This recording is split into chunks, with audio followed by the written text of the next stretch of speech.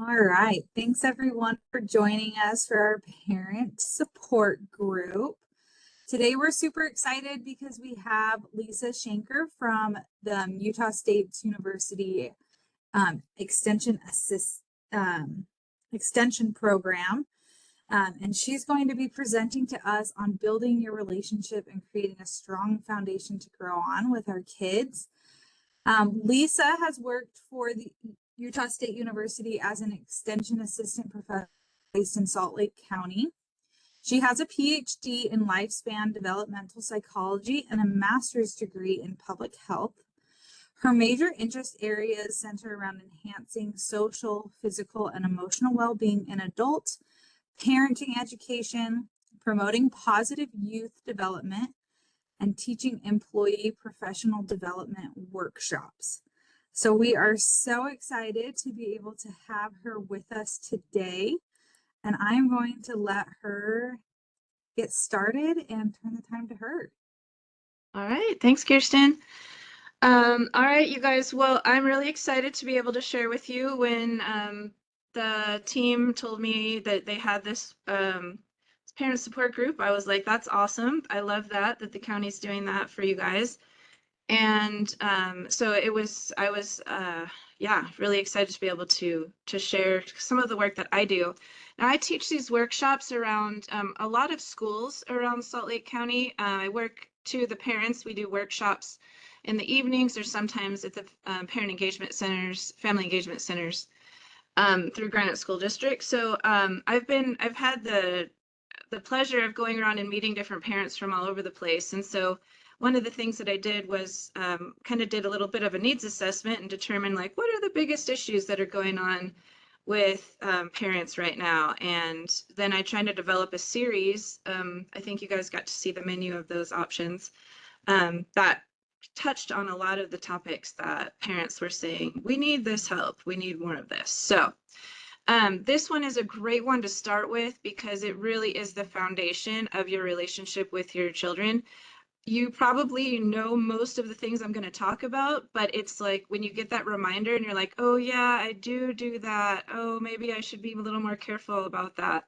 So I guess that's what I'm hoping that we get out of this is just kind of reminders, because again, I'm sure you all are very aware of what, kind of like what we're looking for when it comes to parenting, some of the positive parenting practices. And sometimes those more negative ones will slip in there, and it's because we're stressed and we're having a rough time.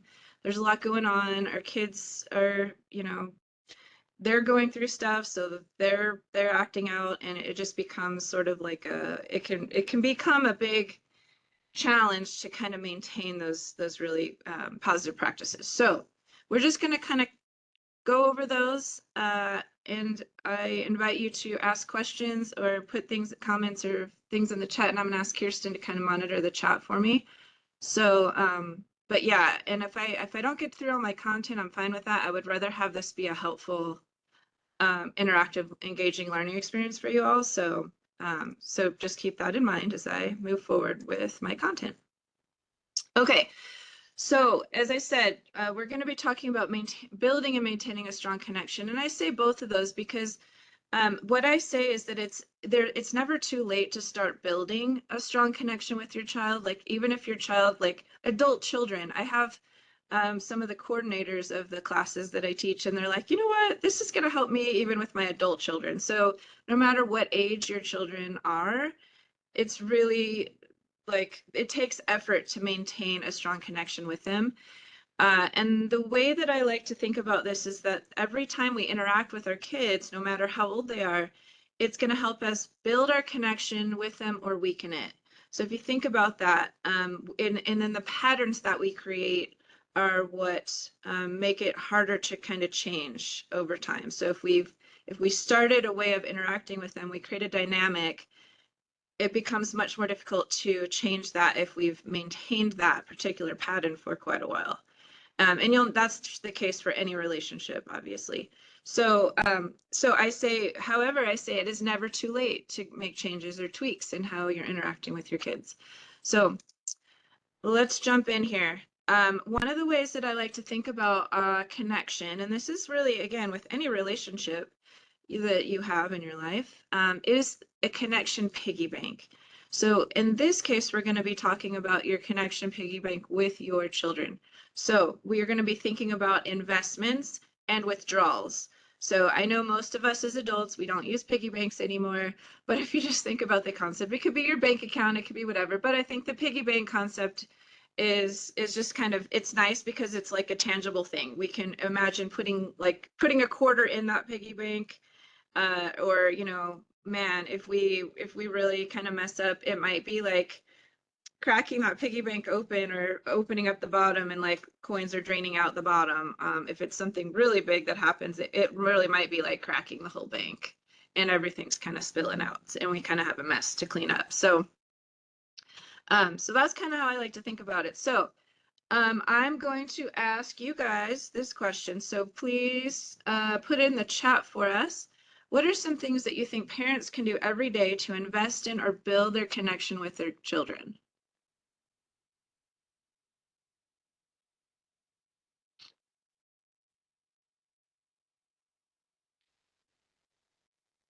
And I'm gonna see if I can look at the chat here. Okay, I have the chat open now. Okay. Ask them about their day. Love that.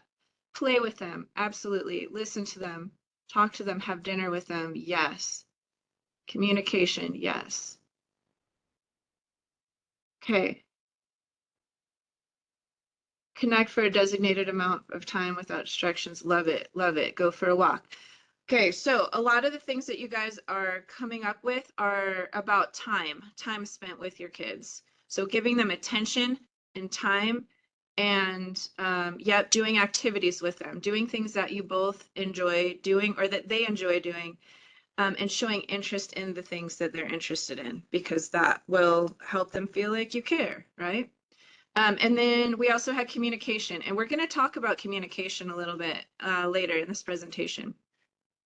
Showing up for their games, yeah, that shows support and it also shows interest in them.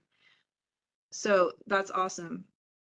And again, time. You're putting time and effort into your relationship. So great. Okay. All right. So I'm going to give you a few more ideas. All right. So if we imagine a happy child, like, if they're like very happy with this piggy bank that's happening, that's your relationship, let's talk about what some of those other things could be. All right, so you guys got this one. I feel like this is a little bit like Family Feud here. Show an interest in them. So you guys got that one. Perfect. Number one. So great job with that. How about showing empathy? This is a really important one that goes a really long way when you're parenting. And a lot of times parents don't necessarily remember to do this one because it's like, why do I have to show my child empathy? Like I'm the parent, they're the child, they do what I say. I don't have to, I don't have to, I don't have to understand what they're going through. They just were supposed to do what I want them to do.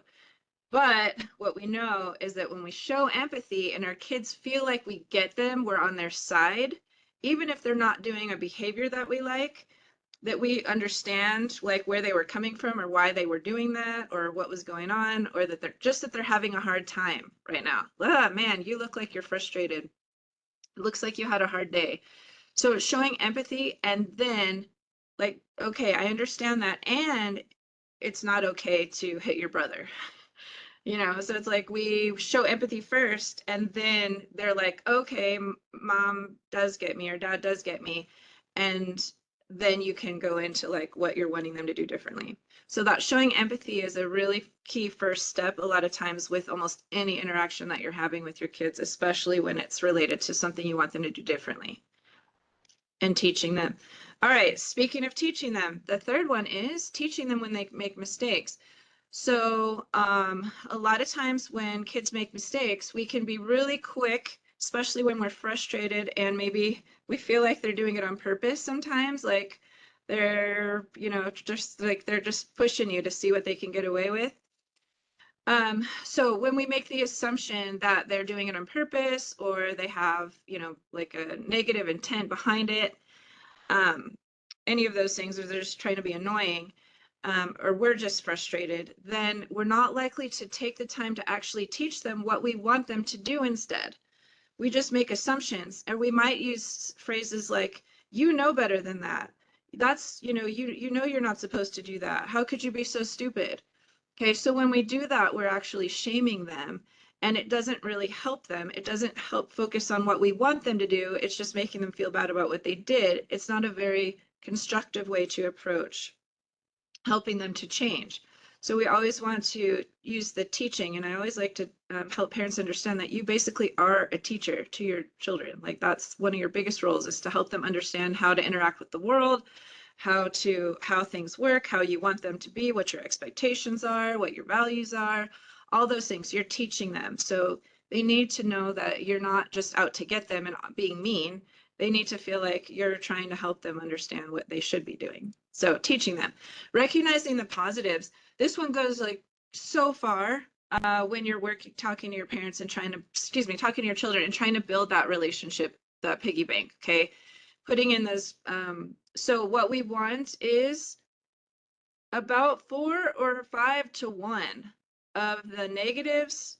We want 4 or 5 positives to every negative, and a negative might be correcting their behavior, telling them, we don't like what they're doing, or it might be something where we accidentally raise our voice because we're frustrated, or we say something like, oh, I didn't mean to say that. So when we have invested like positives, imagine again, like putting those 5 coins in the bank. When you withdraw 1 coin because you said something, maybe it was a little hurtful or in a tone that was sort of harsh, any of that kind of things, you've already built a lot of goodwill with the investment that you've made with the positives. So that one negative thing, that in one withdrawal, it's not the end of your relationship with your child. So we always want to have those focus on the positives. And what are positives that I'm talking about? What do you guys think? What types of things can you recognize that are positives? Go ahead and type it in the chat for me. Effort, love that. Not necessarily the outcome, but yes, making their bed, something that you've asked them to do and they do it. Doing their laundry, any type of chores. When they follow rules, absolutely. Oh yeah, helping others. These are great.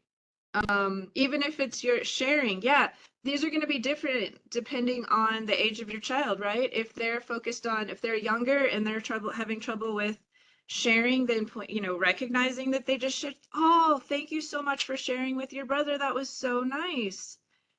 And listening, and when they say please and thank you. So the things that we value and we've tried to teach them, asking for permission.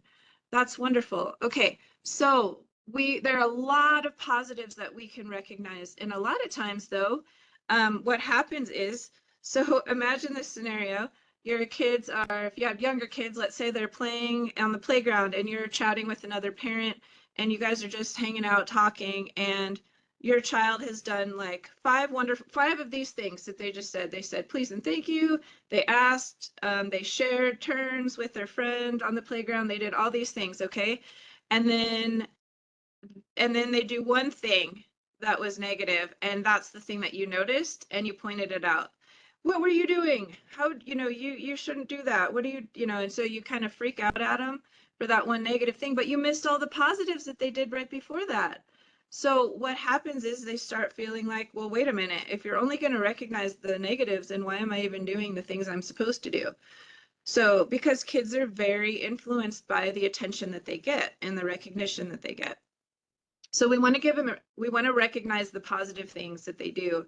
And sometimes we have to look hard, depending on the child. I've had parents say, I can't really think of that many positive things or find that many positive things that my child does. They could be, that they tried. They might not have accomplished the thing, but somebody said effort. And I think that's a really big one, because sometimes they're not able to do a thing, or maybe they didn't quite get all the way there. But oh my gosh, thank you for trying that. Thank you for you almost got it. You're so close. So recognizing that that attempt is really helpful. Okay, the next one is listening respectfully. So we don't always agree with our kids, and I'm definitely not saying that that's something you should do, right? They want let's see, what do they want? They want cookies for dinner. All right. Okay, so we don't agree with that. That's not okay. but we will listen respectfully as they're explaining to us why they think they should have cookies for dinner. And then we explain to them very, again, calmly and respectfully that is not, that's not acceptable. That's not what we eat for dinner. We have, we have that as a treat for dessert after we eat our regular dinner food. So what we're doing with listening respectfully is helping them feel like they are heard. And a lot of times that's a big thing. So think about in your lives, even as adults now, like in your work and in your other relationships, if you don't feel like somebody's like cares to like at least hear your side of something, even if, like your child is what they're asking is ridiculous, um, but just giving them an opportunity to feel heard helps to really build your connection with them. So if they feel like I don't want to hear about it, if you like say that to them, like, listen, I'm done talking, it's different than they're arguing with you and you've already said what you want and what the expectation is, and they're just continuing to argue with you about it. That's different. Then it's okay to say, okay, we're done talking about this. This is my final decision, and I need you to respect that and accept it. So it's a little bit different, but just that listening respectfully, kind of no matter what they say, at the beginning will help them to feel like you're on their team, you're on their side. You don't have to agree, and you can make it clear that you don't and why you don't, but it helps them feel like you care. And speaking of caring, the last one is showing affection. There's a lot of different ways you can show affection. You please type in the chat what some of your favorite ways of showing affection are.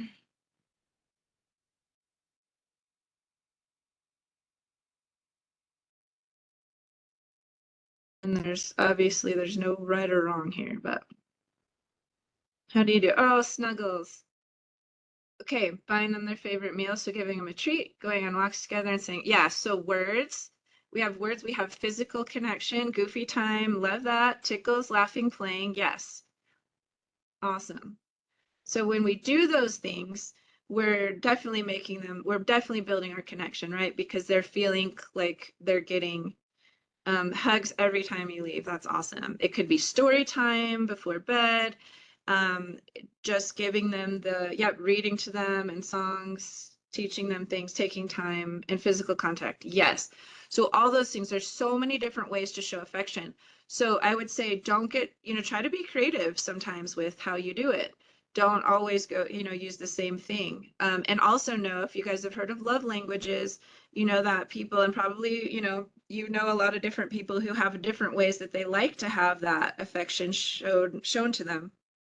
So for some kids, it's going to be the hugs and kisses, high fives, putting your arm around them, the snuggling. For some kids, it's the words of affirmation. It's going to be the, you know what, you did such an amazing job. You're doing, oh, that's great. Ask them what makes them feel that's awesome. Some kids might not be able to tell you, depending on how old they are.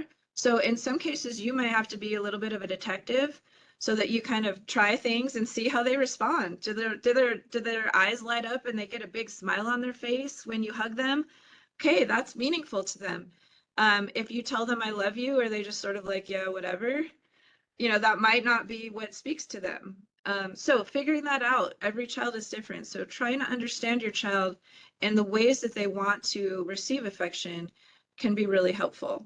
And also know that each of your children, if you have multiple children, are going to be different too. So just because one child likes snuggles and hugs doesn't mean the other one will, other one or ones. And you shouldn't take it personally. So make sure that you're not like, oh, well, this child, has some issue with me. No, they just have a different way of connecting. And so we just have to figure out what that is. Okay, so those are our investments. Oh, sorry, my last one, unconditional love. All right, so this one's super important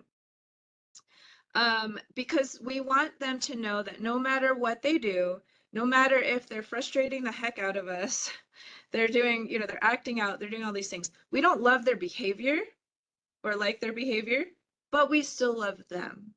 And we never want them to get the idea that you only love them if this, if you get if you get straight A's, that's when I'll love you. That's when I'm going to give you affection. That's when I'm going to give you attention. Or if you are the best one on your soccer team, that's when you're going to get all the attention from me. And, so we want to make sure, and also that we don't want to like show if we have multiple children, that that we're like showing them that, oh, well, this one, because this one did some amazing thing, they're getting all this attention. Whereas this one is like, they're good at their things and they're not. So just being really careful about how you're showing this love and affection to all of your children and not making it dependent upon what they're doing or some accomplishment that they've had. So unconditional love, really important for maintaining your connection. Okay, so now that we've talked about that, let's move into some of the things that we might be thinking they could be viewed as withdrawals out of your connection piggy bank that are going to weaken your connection with your child. What are things that parents can do? I'm not saying you're doing them, so we're not saying like, please admit all the things you're doing. Nope, that's not what I'm saying. Just in general, things that you think might weaken your relationship with a child. Okay, not following through on promises. Yes, not being reliable, that's a big one. What else? Okay, postpartum mom rage. Okay, so just rage or yelling, a lot of, anger, getting that type of energy from a parent obviously is going to hurt that connection. Yes. Showing favoritism, absolutely. If they feel like, wait, what am I, chopped liver here? Like, why am I not getting the attention? Or again, if that is dependent upon like some outcome. Not giving equal time, so that kind of goes along with that one. Stress at work, coming home to family, yes, absolutely. And that could come in, that could be yelling, just being quick to, yell, or get angry with them, or just not having the patience to teach them, right? Or just not, giving them the attention that they're looking for. Yep, okay. And being distracted by phones, yes, yes. Not having clear boundaries or schedules. Okay, some children really need that. They really need that constant, like that thing that they can depend on. For some children, that's going to be a major issue if they don't have that. They don't feel like they have that structure that they need. So yeah, all really good ones. Okay, so I'm going to build on, not letting them have an opinion. Absolutely. So children like to have choices. I don't know if you guys have noticed that, but that's a big thing for kids, right? Having some power, feeling empowered to be able to make choices, even if they're really small choices, every day, like their clothes that they get to wear or the snack that they get to pick from some options that you give them. So just having those choices really does help. Okay. All right, so I'm going to build on some of your ideas with my list here. All right, so the first one is ignoring them, and that's basically, yeah, not giving them the attention when they seek it. So you guys got that one. It's okay to and I always say this to parents. I'm like, I know there are some kids who are like, Mom, watch me do this. Mom, watch this. Mom, come here. Mom, come play with me. Dad, let's go do this. Dad, let's go play soccer. Dad, play a game with me. Okay, so we get those requests all the time. So we don't want to just like blow them off and ignore them and not acknowledge that they're making this request of us. So instead, we can just tell them what we will do or when we will do something with them. So instead of just like blowing it off like, hey, I'm busy right now. Can't you see I'm busy right now? Okay, that's a withdrawal, right, from our piggy bank. So how can we change that? What can we do differently? Well, we say, hey, you know what? I'm trying to finish dinner right now, or I'm talking to my friend right now on the phone, and I'm gonna come and we're gonna play the game in 10 minutes. I'll come find you when I'm ready. Can you go read a book while you're waiting? So there's a way to work around the I can't do this what they want right now, or you know what, I'm really tired from work today. I had a long day at work, and I'm not up for playing soccer right now. Can we do a different activity? Maybe we can play a game inside. So coming up with what you can do is a good way to handle that. All right, you guys got this one too. So yelling and getting angry. Now, you guys, no, I would say for the most part, most parents, that is not their their intention is not to yell at their children. Most parents know like that's not a good thing to do, right? And get angry and yell. So but it happens because we get frustrated. We do bring things home from work. Sometimes our frustration level is up really high and we haven't had a good way to deal with it or cope with it yet, to get that out of our system. So we do bring it home and we do get short with our kids. So that is definitely something that can weaken your connection. However, if you have done those positives and worked on building, you're doing more of those positives. So you have a big savings in your piggy bank. You have so many coins in there, it's almost full. That if you yell and get angry one time, it's not going to hurt anything. Even if it's like once a day. It's like if you've done so many other positive things, that one time of getting angry with them is not going to be, it's not going to do a lot of damage. But it really is about having that, all the positives in place, all the investments that we've already talked about. So having these withdrawals, doing this a couple times, here and there throughout the week, it's not going to be a horrible thing for your relationship with them. And the best way to handle it when one of these things happen, if you do yell and get angry and they didn't deserve it, and it's not how you really want to interact with them, is to apologize. And a lot of parents forget that too. But it's really important to explain to them that you didn't handle that well. That's not how you didn't want to do that, and you're sorry that you did that. And when you do that, you show that even you make mistakes, you're not perfect, and that when we do something that we didn't mean, there's something we can do about it. And it's about apologizing to make amends, right, with other people. So you're teaching them a social skill when you do that. Okay, being critical and focusing on negatives. So when we are always focused on the negatives instead of recognizing positives, I kind of gave this example in my playground example, like they're just like, why are you doing that? Stop doing that. Why are you playing in the dirt? Don't play in the dirt. Don't touch that. What do get out of there. You're not supposed to eat that right now. Like whatever it is, it's just constant negatives and being critical of what they're doing. It's just like, they're going to have this feeling like, I can't do anything right. I'm just a bad kid. They start internalizing that. So instead we want to focus on the teaching part. So it's not that they're going to do everything right. We know they're not, but how do we approach that? Instead of focusing on negatives and being critical, turn it into, this is how a teaching opportunity, learning opportunity, and focusing on what you want them to do next time. So then they're able to go, oh, okay. And hopefully it'll start clicking after they've, it takes a while to change behaviors. So they might not get it the first 1 or 5 or 10 or 20 times. It might take 30 times of you correcting them for them to change a behavior. So remember that too. Let's see. Have you heard, or you are seemingly ignoring you and are not listening? Yeah, that's a tricky one. Heather put in the chat about teaching instead of using shaming language when it feels like they do know something.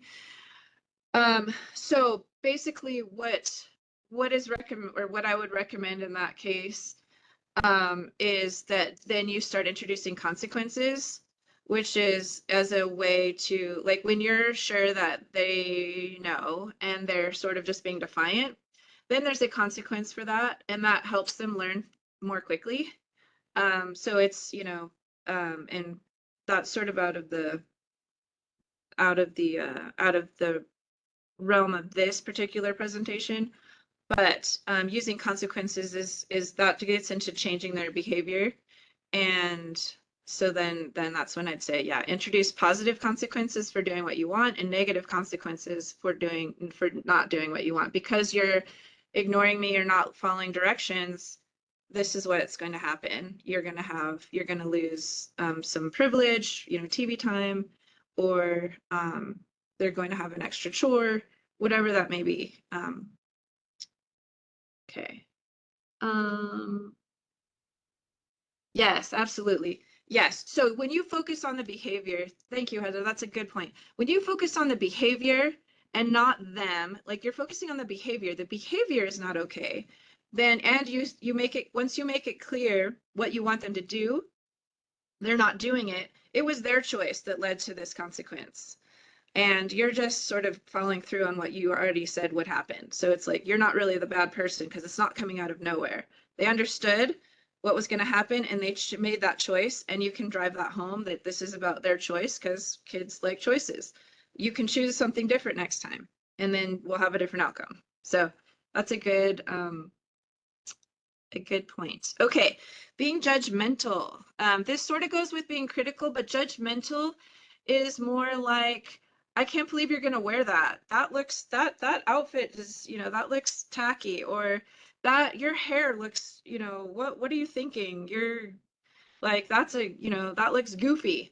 So being critical is sort of like focusing on all the negatives, but being judgmental is like I don't approve, I don't think what you're doing um is good in some way. And it can be like just about their appearance, um their the way they're acting, but not in a critical way, but just a judgy way. So it's a little bit different. They're connected, but a little bit different. So being judgmental, nobody likes to feel that they're being judged. Think about if there's again ways to address something. If what they're wearing is not acceptable to you, then like that's what you should say. It's really how you're framing that comes across. Just thinking about that, and like so they don't feel like you're just being mean. Again, this is how kids will perceive it. It's like, oh, my mom's just being mean, or dad's being mean. Okay. Next, and again, sort of connected, this is about how you're communicating. Most of all of these actually are about how you're communicating with them. So again, it's not that you don't get to say things about what they're doing that you don't like. It's about how you're saying them. And honestly, this is a lot of what creates the challenges with your connection with your kids. This is a lot of what a lot of these things are what's going to happen when you are tired, when you're stressed, when you have so much else going on. We just jump to these ways of interacting with people because we're not able to use the thinking part of our brain as much as well when we're tired or we're stressed. So that's a lot of times when these things are going to happen. So being sarcastic or snarky with your child, um, a lot of kids, especially young children, don't understand sarcasm. And so it's very confusing, or snarkiness. And so I guess the question you have to ask yourself too is, some people have this as just a way they interact with other people, and with adults, maybe that works for you and that's just part of like, yeah, it's just fun. And this is, how we have fun. But you kind of have to ask yourself, like, does my child really understand when I'm being sarcastic or snarky, and when, you know, uh, what it means, and to not take it seriously? Do you really want to have them have to question that? So being really careful about that as you're talking to them. I would just, older children, you can probably do it a little bit more than younger ones. But still, I would just be careful with it. And then shaming them. And we talked about this one earlier. Shaming them is never helpful. It is just never, ever going to be helpful or productive in your relationship with them. So I would just say really, really, really watch that language. And that's going to sound like, how could you have been so stupid? You know better than that. Haven't I taught you this? I've told you 500 times not to do that. Any of those types of things are going to fall into this category of shaming them. And honestly, it's just not, focusing on what they did and then what they were supposed to do. And because they didn't do what they were supposed to do, this is the outcome, is going to be a much, much sort of calmer, cleaner way to approach the behavior stuff that you're seeing with them than doing this shaming stuff. Because again, that gets internalized for kids, and then it becomes really difficult for them to like, oh, I guess maybe I am stupid. Like just thinking about them internalizing some of this over time if they hear it over and over again. So it's gonna be really hard to kind of shake that off over time. And somebody mentioned this earlier when I talked about, or somebody said breaking promises or keeping promises. And that goes along with this one, being unreliable. So if we make promises and we don't keep them, and we said, if you finish your homework, then we'll watch a movie later, or we'll get to watch your favorite show. And then you don't do that. You don't follow through, and you say, well, actually, dad's watching the game right now, so we can't, you can't watch your show. Okay, so what did they just learn? Like I did my end of the deal. Like I finished my homework and then I didn't get to have what you said I would. And so if that happens a number of times, then mom or dad looks to be not trustworthy. And that's going to hurt your connection. So my recommendation on this one is be careful to use the words like we will do this. Instead, we might be able to do this, or I think we will probably be able to do this if there's time. So using those kinds of words and language is going to help you avoid that. Like you said we were going to go and get ice cream and you lied, because they'll call you out, right? Because they understand what lying is. You tell them not to lie, and then here you are, they're going to view you kind of doing the same thing. So this being reliable, but both teaches them, like you want to be consistent, like it's not a do what I say and not as I do thing. Like you want to, if you tell them don't lie, then in a way being unreliable and like telling them you'll do a thing and then not doing it is kind of like lying. So really thinking about that and what message that sends to them. All right. And I just want to do a quick check-in with Kirsten there.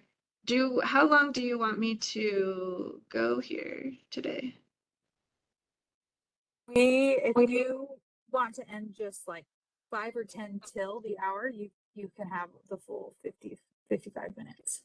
Okay, perfect. Okay, then I will continue here.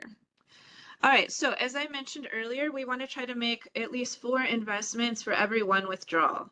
And that again, that's just basic relationship advice. So 4 positive things, but with your kids and you're trying to create that connection, the reason why this connection and this foundation, creating this foundation is so important is because we know there's research out there that shows that if you don't have the strong connection, if your child doesn't feel connected, and I always used to do these hand gestures when I'm teaching, we want this. And every time we get further and further away, it's like, we're getting further and further away and you can feel that distance. So we're trying to keep it here. We might get a little further, it might fluctuate a little bit over time, but our goal is to at least be like touching. As soon as we get further away, it's harder to reconnect because of damage and hurt and that has happened already. And then it's a lot harder to sort of repair that than to kind of maintain it. Excuse me.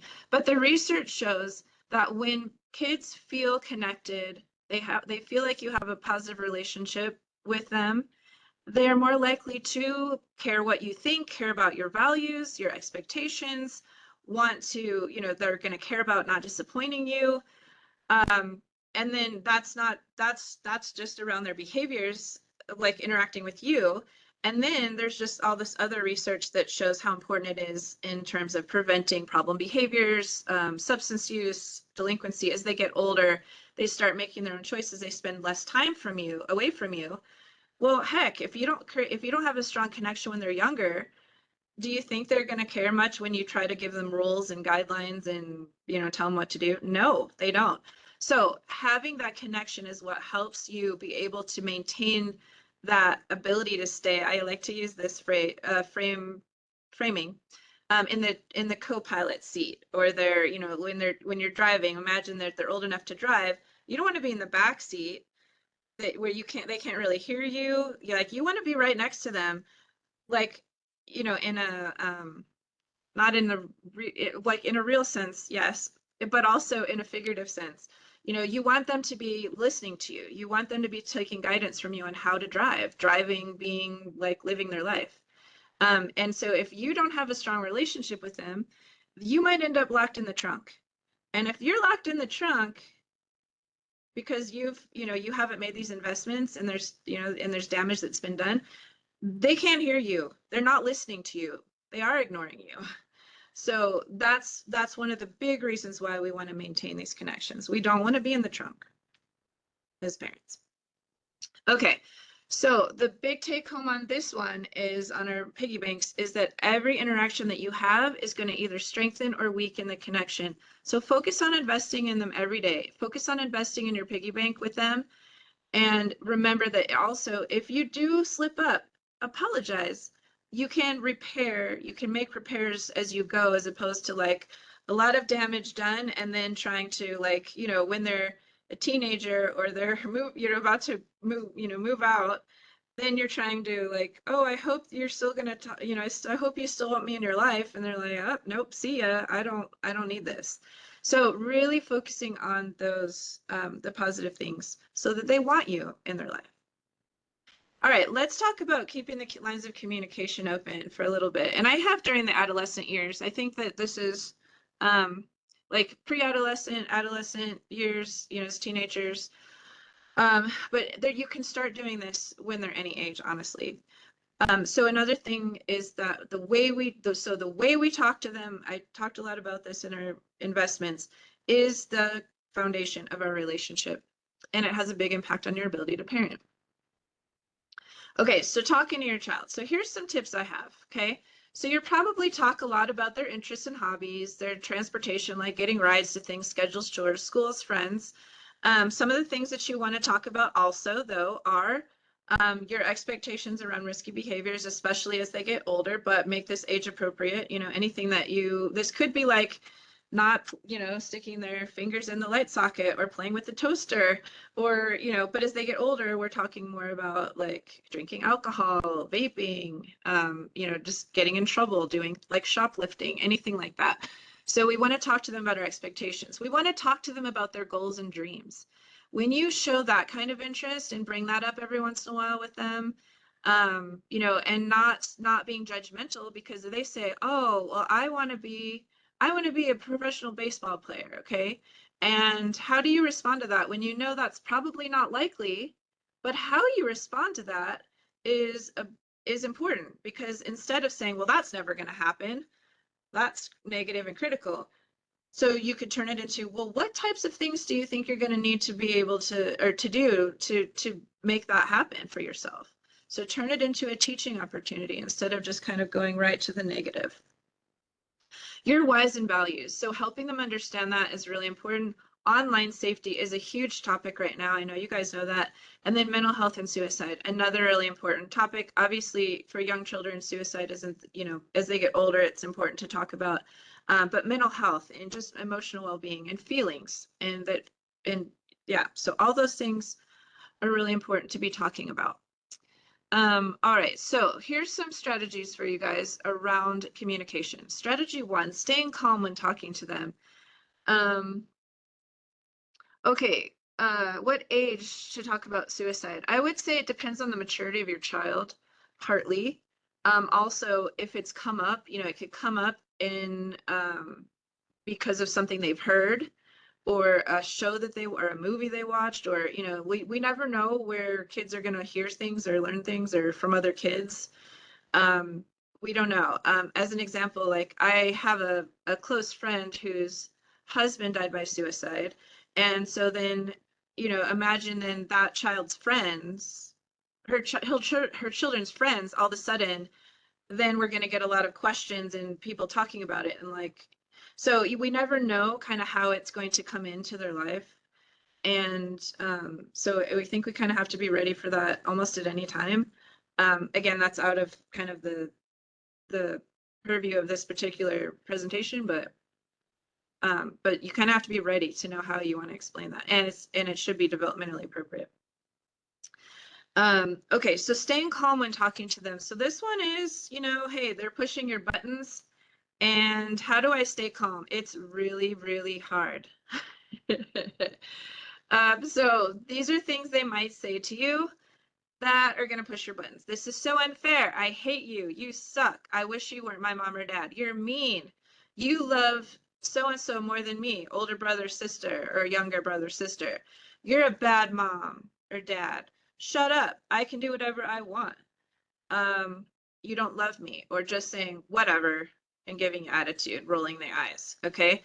So those are things that are going to push your buttons as a parent. So when we hear those, we might feel like this. We might want to just pull our hair out because it's like, I can't, like that's ridiculous, right? I'm not a bad mom or dad, or, they're saying, I wish you weren't my mom or dad, and that's hurtful. So a lot of times the things that they say are going to be hurtful to us. They're going to make us angry and frustrated. So how do we deal with that? First, we have to not take what they say personally. How do we do that? I like to help. I like to help parents understand. Like, try to put up a shield that whenever they say these things to you, it just bounces off of you. So a lot of times, what kids will do is they will. Let's say they got in trouble at school, and you're having a conversation with them about that. Like, hey, the teacher called and said that you were kicking other kids today at school. Well, they don't want to deal with that situation, and they don't want to have that. They don't want to get, in trouble for that. So what do? Well, you're mean, and and then they just start saying negative things to you. Well, so what does that do? It makes you take the focus off of what you were trying to address with them, which was a different issue, and turn it into like, now all of a sudden you're like, you don't mean that, or why would you say that, or anything like that, because now you're like focused on what they just said. So it throws you off your game, and that's kind of what they're doing. So they may or may not know it. Older kids, I think, do know it. Younger kids may sort of figure that out over time, that they can distract you from the issue that you were addressing by saying that, and now all of a sudden you're hurt and you're upset, and you're like not worried about what they did at school anymore, and now you're just like defending yourself and why you're um okay. Erica said, I just remind myself it was the emotion monster, not attacking, not them. Yeah, that's really, really good. So you have whatever it is, a visualization, you could, think of it as like you're a duck and it's water going off your back. I like the shield thing, being super mom or dad, like that. I don't, it's I just don't let these things bother me because they don't know how, they don't have the skills to tell you what their feelings are, so it comes out as these negative comments. Okay. um Sometimes they are trying to push your buttons, in which case if you let them, if they get a reaction from you, for some kids that is what they were going for, so you've now given them what they want to see, and they find that, they might find that funny, entertaining, whatever the case may be. And this is not the case for all children, but for some kids it is, right? So when they see that they kind of got what they wanted, that's like, that reinforced what they just did. So we don't want to do that, right? We want to try to stay calm and let them know that, like, that was not okay, but you're not going to try to like go in there and discuss it with them, because it's just like throw it away, not worry about it, or worry about it later. But continue to focus on what you were addressing with them, and then you can go back and when you're both calm, and talk about what they said, and like that was, explain to them why that wasn't cool that they said that. Okay, so a tip for you is to do this stop, breathe, talk technique. So anytime you feel like your feelings, your emotions are escalating because of the way they're acting or the way they're talking to you, this idea of stop, breathe, talk. So just don't react. Don't, like, your first thing, that's when this is the time when we're likely to be snarky, judgmental, shame them, all those things. That this is the time when those things are going to come out of our mouths. So that's when we want to stop, take a breath, take a drink of water, take a little walk, like around the room or around into a different room, go get a thing, come back, like do a pause in some kind of way, whatever is helpful to you. And then after you feel like you're calm and you're not going to say those things that aren't constructive and aren't helpful and hurt our connection, then you can talk. And then, and then what you say it very calmly, make them understand that that was not what they said or did was not acceptable. Here's what you expect them to do in the future, and then give them a consequence if that's warranted.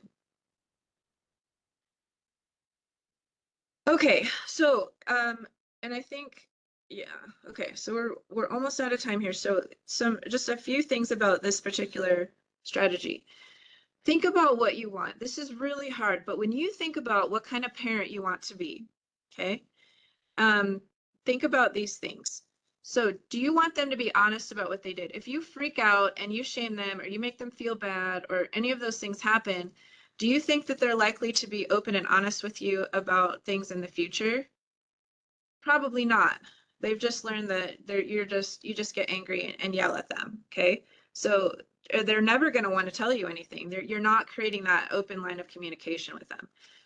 Do you want to teach them something? If you want to teach them something again, if they feel like you're just making them feel bad, that they're a bad kid, they're not going to be open to what you're trying to teach them, in, now or in the future.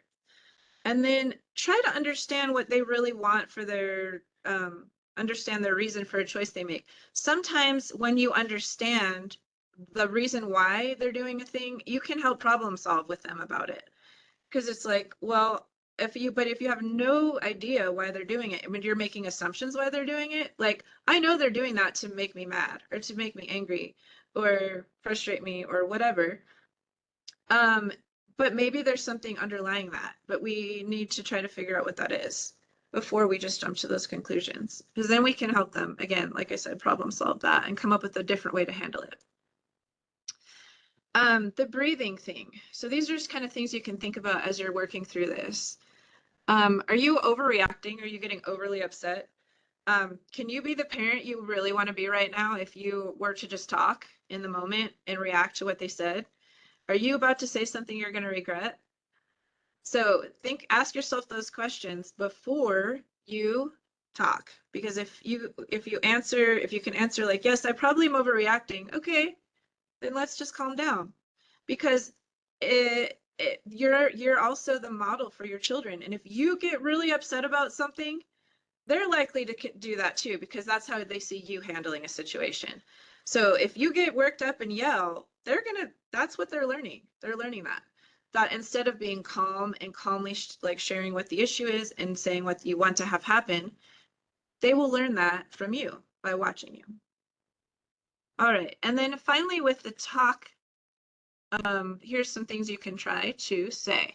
If you need some time, try this. We're both really upset right now. Let's continue this later after we both calm down. Or I need some time to take a few deep breaths. Would you like to join me? So that's teaching them. You're teaching them in this situation, like, okay, when I get upset, I should work on calming down before I have an interaction where I might say something to a friend, a teacher, whoever in their life. So it teaches them that social skill.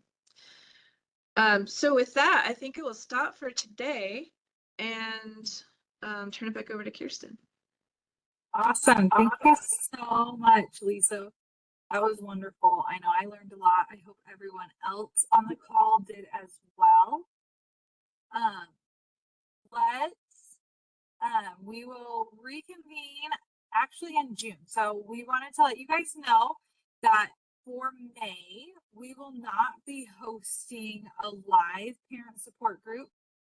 Our May support group falls on Memorial Day, and so we want to be able to give you time with your families, of course.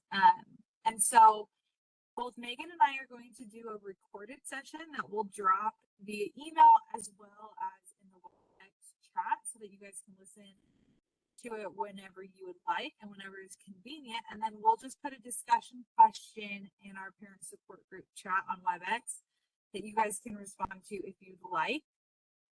But so grateful that everyone was able to join us today. So grateful to you, Lisa. That was awesome. And we're excited. We're going to have Lisa back a couple more times this year. She does a great job. So if you guys have any questions left, you're welcome to throw them in. I'll stay on for a minute.